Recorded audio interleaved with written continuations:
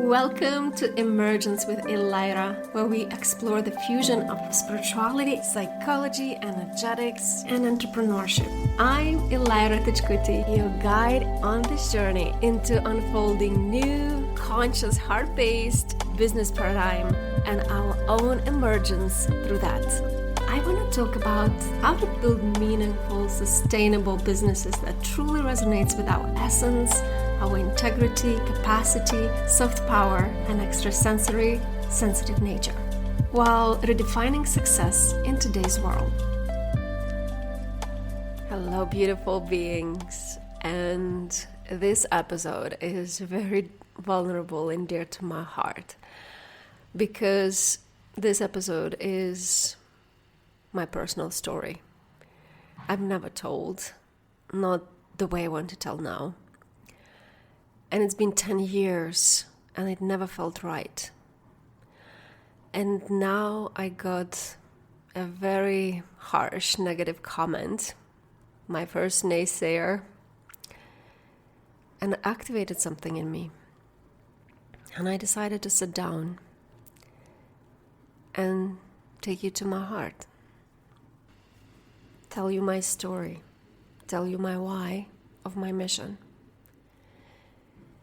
And it took me a while to sit down to record this. I was brewing for weeks, and even today, I dedicated time for it, and I was like distracting myself, and I said, no, that matters. So here I am, telling my personal story, my why, my life story, what shifted me the most. And just to give you a bit of a background of the story and why I'm telling it now and how I arrived at it. I was experimenting this year and last year how much I want to include myself in my business. And in a way, I try to be as neutral, hold space for people, because the people that come into my world, I care about them so deeply, and I want them to receive like powerful support. I want them to be so seen. It's all about them. But then something still started to feel a little bit off. I started to feel a little bit disconnected from my business. I started to feel a little bit of the job, though I loved it. And that's why I love my people so much, because they are such a beautiful, sensitive, gentle hearts, so intuitive. And they naturally started to include me. They started to poke me of, like, tell us behind the scenes stories more. Tell me your processes more. Is it okay for you, Elira? Like, how do you feel about it? How is this experience, this program for you when we do integration? And I realized, actually, it matters I include myself. It matters that I include my story, my process, my human, my experience. Because people always do business, do partnership, do collaborations with people at the end. And especially in my kind of work, where we talk matters of the heart, where we go in the matters of the heart, where we go in such a deep intimacy, it's so important to include myself as well. It's really deep, revering, relational togetherness kind of imprint that we do in my containers, we do in my spaces.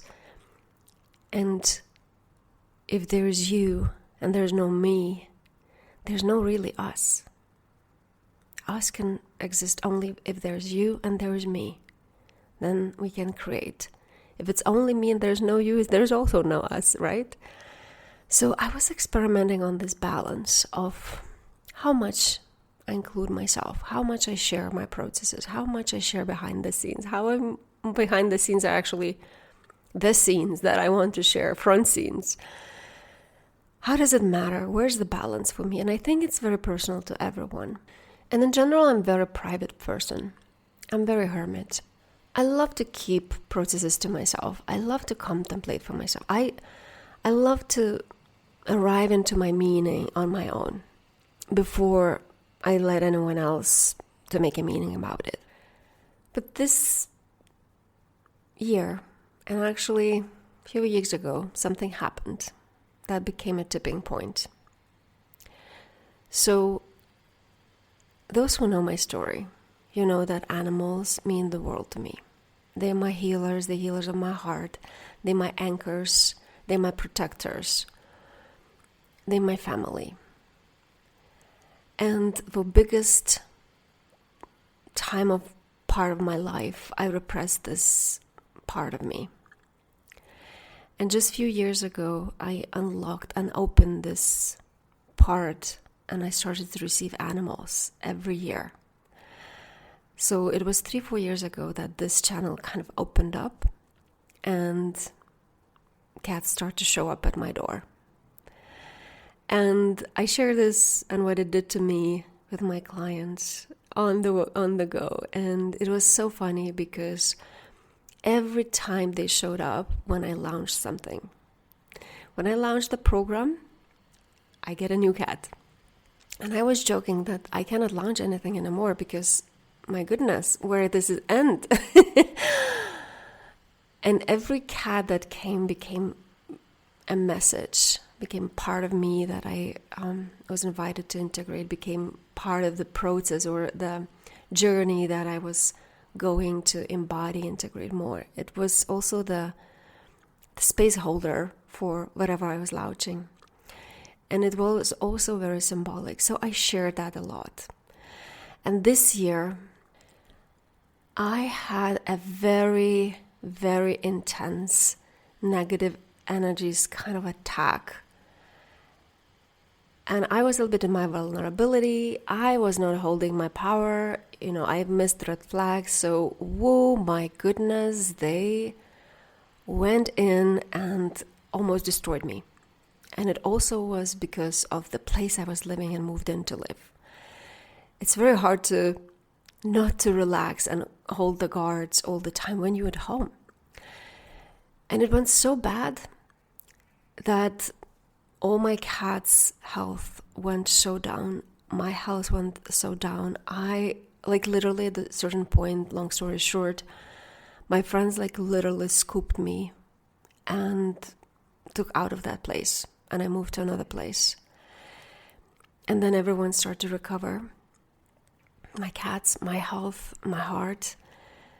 It was such an intense moment, which I will share more on a different episode because was such a huge learning of my work and how important it is to hold our personal power and to know and notice all the vulnerabilities, all the red flags. That's going to be way, way more important in coming years. And it was so magical to observe because I noticed how my cats are holding me. There were moments where they all come and lay down on different parts of my body, on my throat, on my womb, on my legs. It's like grounding me, and it was so magical. And I was such an awe how they care of me. And even when I moved to another house this year, there was a period where I had to really recover from that, really to heal from that and recuperate my energy. And my goodness, my cats didn't allow anyone to come closer to me in our territory. One of my cats were which is protector of my heart, he was barking like a dog to anyone that came closer. I was like, what is this? And just for that period when I really needed the protection and no one come in. And I think this is where nature decided that I need power up the protection, power up this protection of these negative energetic attacks. And it sent me another 4 cats this summer, literally a few months after I just moved in. And it came as a storm, stretching my capacity, stretching my heart, stretching my capacity to manage chaos. It was like intense stretch. So I was processing it and sharing it, what it does to me, how much I'm learning out of it. So I shared that a lot on social media because it was a big deal for me. It still is a big deal for me. I'm still processing that because my family just doubled and I never kind of intended for it. But there were so many good nuggets they were teaching me. There was so much wisdom, and everyone and each of their story is such a powerful story, such a powerful transformation for them and for me. And a lot of people related to that, and a lot of people were touched by all these stories I shared. But then I got a comment. And actually I want to read that for you. I will read it with the most neutral voice I can, but just to give you a context, it didn't come with very nice energy. So here goes. Stop whining about your cats. We all have a lot on our plate. We all love our children. We all love our pets. We all have our challenges. So first of all, ouch. That felt really, really harsh for me. And I went a little bit in shock, a little bit in freeze for a couple of weeks. And then I started to process it. And then I started to kind of let it touch me, to feel it. And after I processed my feelings, I sat down and I asked myself, how do I handle this? What would be self-leadership here? What would leader do here? And then there were two ways I could react. One way, I could shut down, I could shrink, I could stop sharing, do the work, and stop including myself. But that didn't feel quite right. I did that before, I know how it feels. I worked so much to keep my heart open. So I'm not going there. I'm not going to do that. I'm not going to shrink. I'm not going to fall into victimhood. You can break my heart, but you cannot shut me down. You cannot stop me. So another way to look at it was to really ask, what kind of leadership initiation is this? What is it inviting me to step up? Why does it hurt so much? Why does it trigger me so much? What is there? What is powerful self-leadership here? What would be that? What would be the way to stay in my power and stay soft? And the moment I asked that myself, it immediately became clear. Maybe I just need to tell the story better. Maybe I just need to really share fully my heart here and what it means. Because if the person would know my heart, they would never make comment like that. Maybe just the person doesn't know my heart. So I decided to sit down here and record this episode and to tell my story. Because if you would know my story, you would know better how big of the deal this situation is for me. And how ironic, I couldn't tell the story for 10 years. And what happened 10 years ago is that I lost my soulmate, my best friend, my brother. I had a brother who took his own life 10 years ago, this year. And we were such besties. From the moment even before his birth.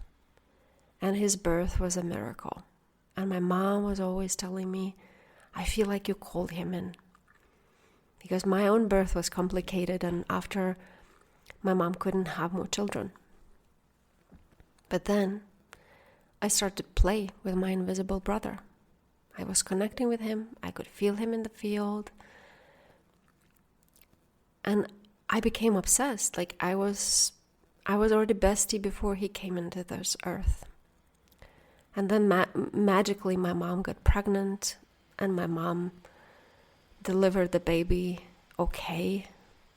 There was C-section, of course. There was a lot of supervision. She was a very dangerous case. But all went well. And I was hanging out with him before his birth.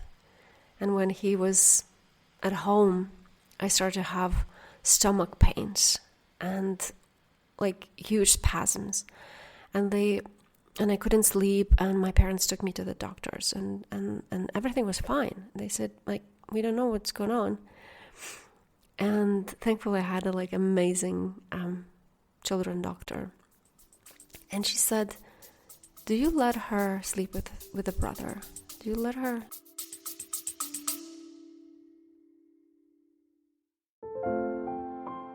If you are interested in these kind of profound and insightful conversations, if you feel like you would benefit from powerful, deep, luxurious support in your process of expansion and claiming deeper self-leadership capacity in all areas of your life, and especially in your business, I want to invite you to my exclusive non-conventional signature program called The Rise Voice. It's deep dive journey of your becoming and claiming your true potential and practical embodiment of it in a small group of people for 6 or 9 months period. At the moment, new group starts end of October, and there are only 3 spots left, and you can find the link in the description of this podcast, or you just can reach out to me via email or my Telegram channel. This is a very special sanctuary I created, pouring all of me and all the wisdom I gained through my own embodiment journey, so you can rise, claim your voice, and find an access point to the sanctuary of your very own. Cuddle the brother. And they said, no. Like, he's very tiny and we keep him in a separate room. And she said, just let her. It's her baby. They are so close. They've been so close.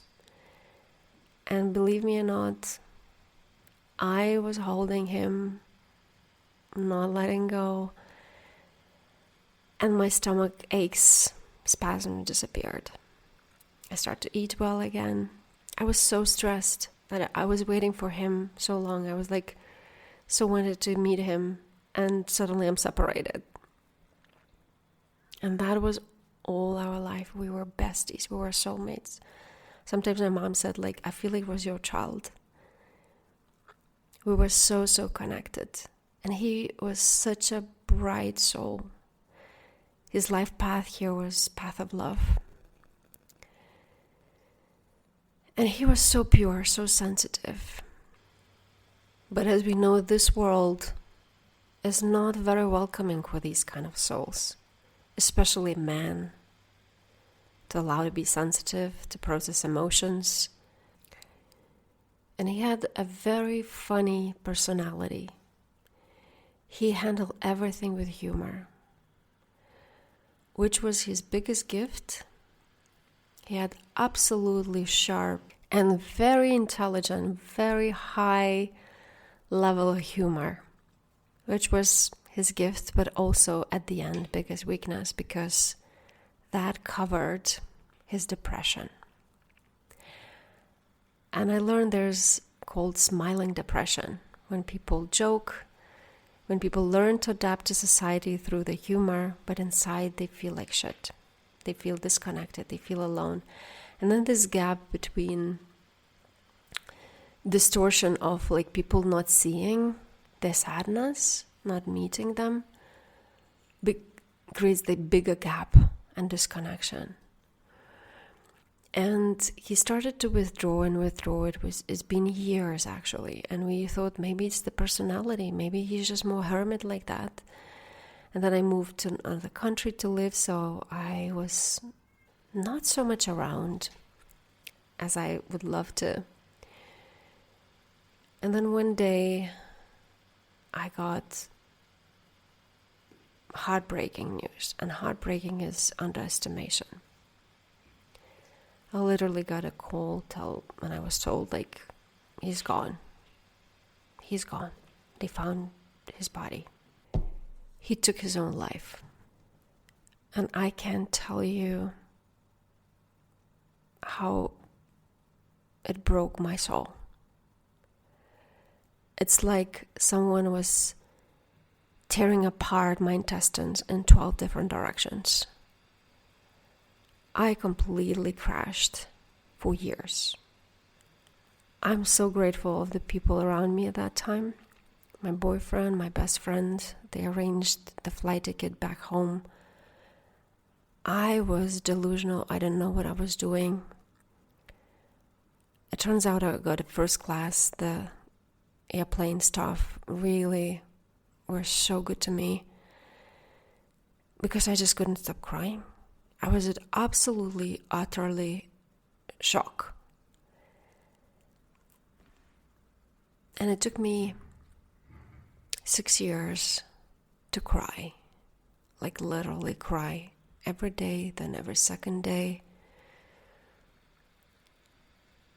It literally broke everything for me. What I believed in, what was fake, and brought this radical, harsh truth, how the world is, especially for very deep feeling, sensitive, pure souls. What happened also after he attached my spine, so I was in connection with him all the time. And he was guiding me, he was talking to me.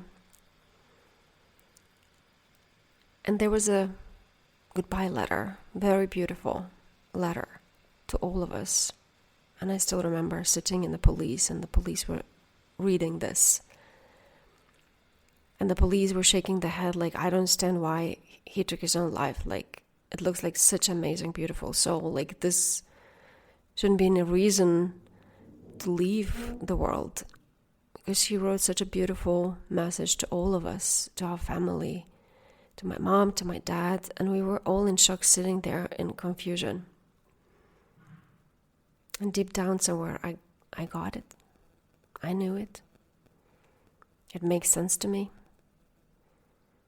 And also what happened after I came back, and somehow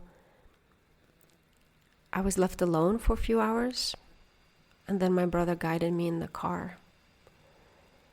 And I could feel he saying, like, just look around in the pocket, in the chair pocket, in the seat. And I looked around and I put my hand in the pocket of the back seat, and I take the raw, original goodbye letter. And I'm reading it. And I got him even more. I understood his reasons. And it just was so funny, because after I found this letter, the original one, without filter, where he really poured his heart.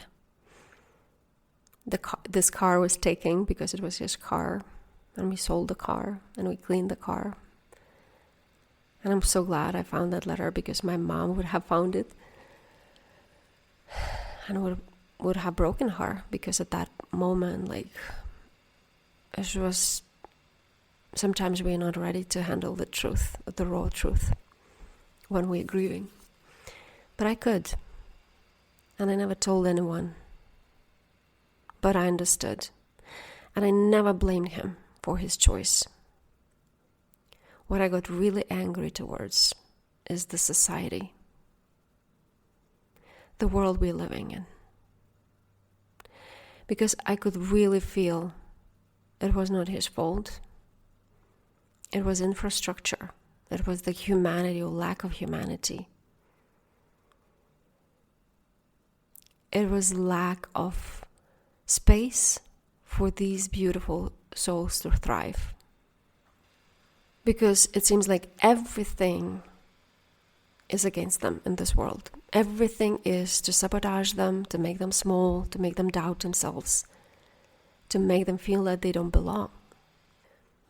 And after I grieved for years and years, after I picked back my soul from pieces, I made my mission to help these sensitive, gentle, deep-feeling souls who actually have a big mission here. I wanted to protect these bright souls, and not only protect, I wanted them to create a world where they can thrive, where they can feel that they belong, where they can express themselves, where they can claim more space there, where they make new normal. And in 2018, I opened my business. And I did a beautiful opening ceremony. Thank you to my dear friend at that time who helped organize all of that. And she said, I want you to have a memorable experience. This is a big thing. And we did a huge party, and it was very heart-touching. And I shared my why.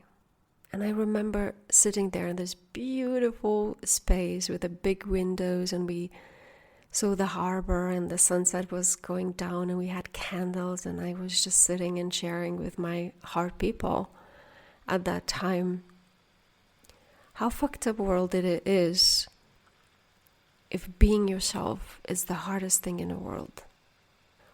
What kind of world is this if that is still the case? And everyone could relate to that, because we all struggle to feel safe, to be fully ourselves. And I think this is the biggest power of these times we need to reclaim. And I made my mission, not only for myself, but for my brother, to honor his story and to make sure there are no stories like that. I know I cannot change everything, I cannot change the world, but I can change one person at a time, the path of one person at the time, where they choose differently, where they feel differently. And everything I built for that. I built with that in my heart.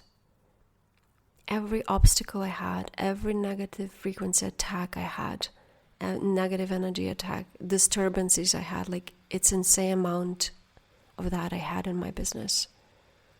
How much I had to fight. I was so determined and resilient because of that. Because deep in my heart, I always felt like if I just can save one more being on this earth, one pure, innocent, big heart, big soul being in this world, if I can show them how beautiful this world can be and how they belong here, it's already a success. It's already worth it. It's worth the struggle. And I take my work and my mission to highest priority. There's nothing more important to me.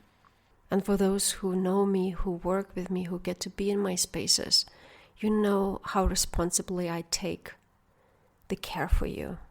No matter what's going on for me and what I go through, I will show up, because this mission for me is much bigger than my personal life, much bigger than me.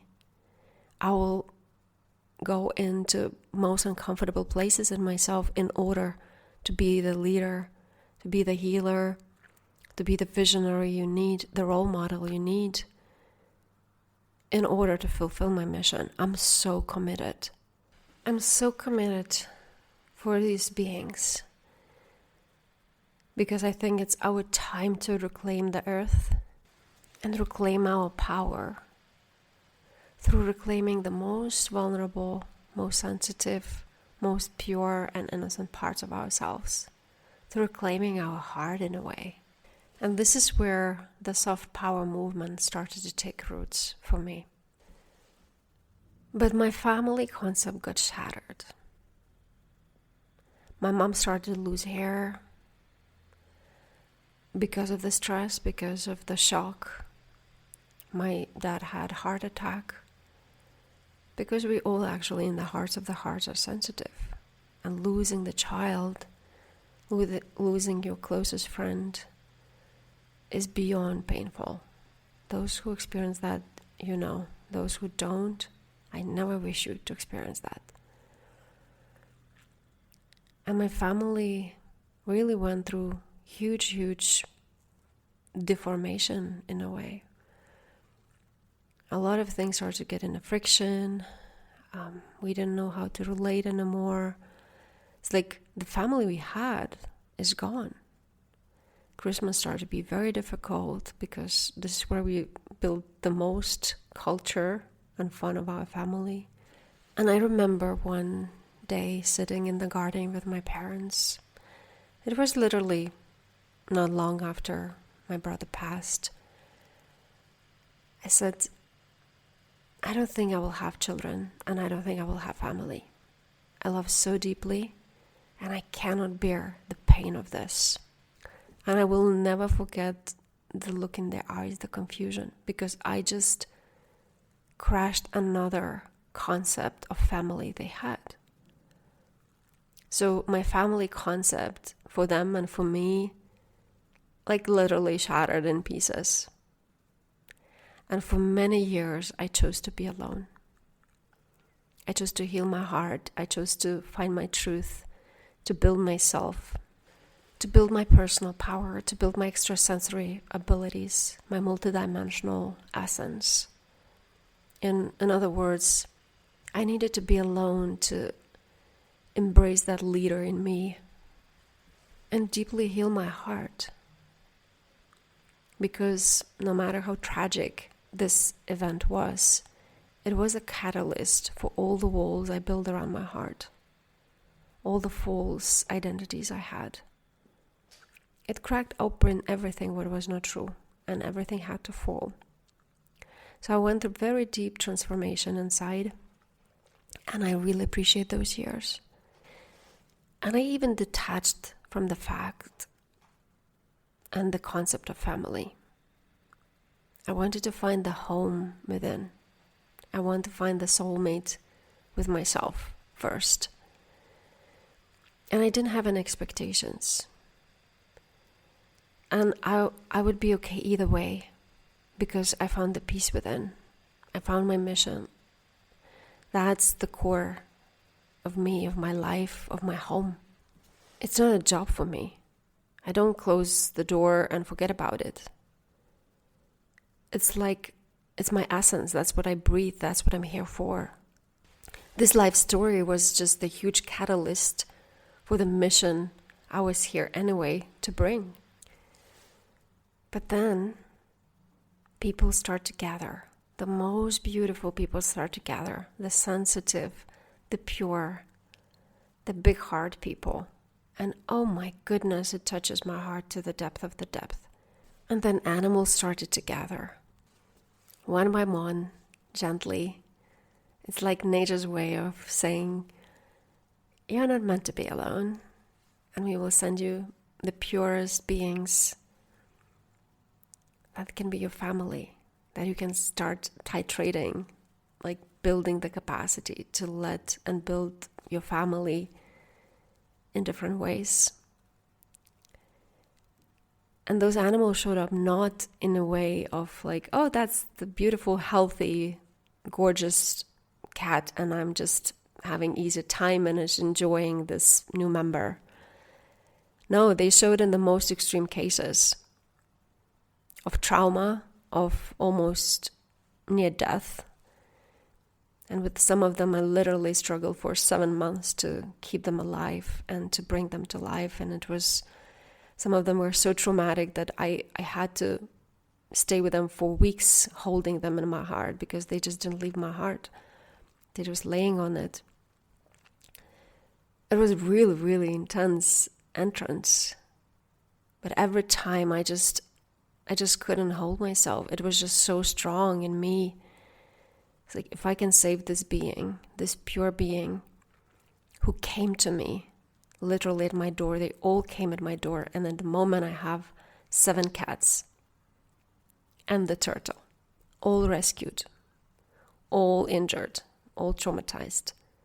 Not anymore, but when they came to me. Like, who am I to say no for the being who came in my door and asking my help, who chose me? And for me, it doesn't matter if it's an animal, if it's a human. For me, if I can contribute to save life of this being, if I contribute to show and enable the better life for this being, if that's in my power, I will do whatever it takes. I will do no matter how deeply it's triggering or breaks my heart. I will do it because it's worth it. And every time I saved each of the cat, each of the animal, and seeing them happy, with some of them years, I look at them now and I was like, my goodness, you wouldn't have been here if I haven't saved you. One of my cats have crooked eyes. When I rescued him, he was so traumatized and has such a bad eye infection. And I was told later that if we didn't heal that, his eyes would have fallen off and he would have been blind. That's what happens with kittens often. And he is the most beautiful cat because of his crooked eyes. And oh my goodness, he can see the world. I saved him right on time. And I will not lie, all those cats really became my family, and I resisted almost all of them, and my heart was taking over. And it took me a lot to process. I think still take time to process all what's happening. And this is December that I'm recording this podcast. Actually, almost 2 weeks before Christmas. And it's always a very sensitive time for me because of the story I shared. And it took me a really long time to feel joy again during Christmas period. And I could feel when I wake up in the morning the joy, the aliveness, the love in my house. And I could feel in my heart like, this is my family now. Maybe it's not traditional one, but this is my family. All these animals and me, we're such a unit. Our hearts are in sync. We are so bonded. There's such a deep love. You know, if I go away for a few days, they're like children. They have separation anxiety. My little pumpkin to this day comes to me at night because he misses me. And he cuddles and loves me, putting his arms around my neck. This is my family now. And it's a big deal for me. Just to name that, just to allow that in my heart. Just to let it to anchor in my system. And I want you to know my story. I want you to be in my story and my becoming. I would love you to allow me to be human as well, with my own journey, with my own process of healing my own heart. Because I feel if you know that, and if I have some changes, you would feel me different. You will celebrate with me differently when you know the background, when you know what I've been through, when you know what it means to me to be able to have those animals around me.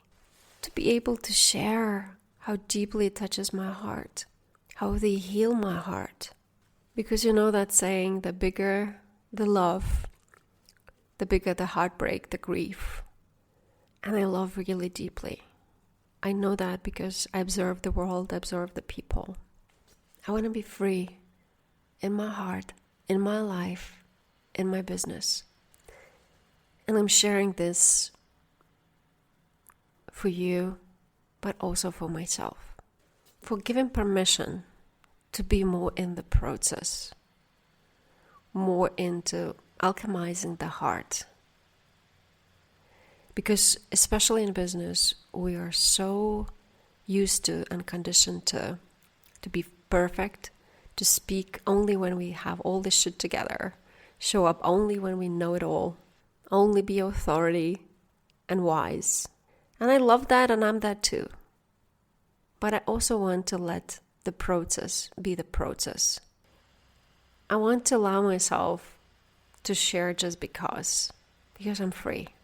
I also want to allow myself more to show in my vulnerability when I don't have full clarity, to show in my emotions because my heart wants to speak, because that's how we claim more space, because that's how our heart has more freedom to breathe, and that's how we create a new world for more sensitive, gentle, big heart souls. This is how we become role models for the future generations, for young people who are feeling so confused right now. I want the world, the visibility, the business, the society structures, the way of relating where you can be you and me can be me, and everything what creates more connection. Connection with ourselves, connection with each other, connection with our soul, with our mission, with our heart. I want more of that.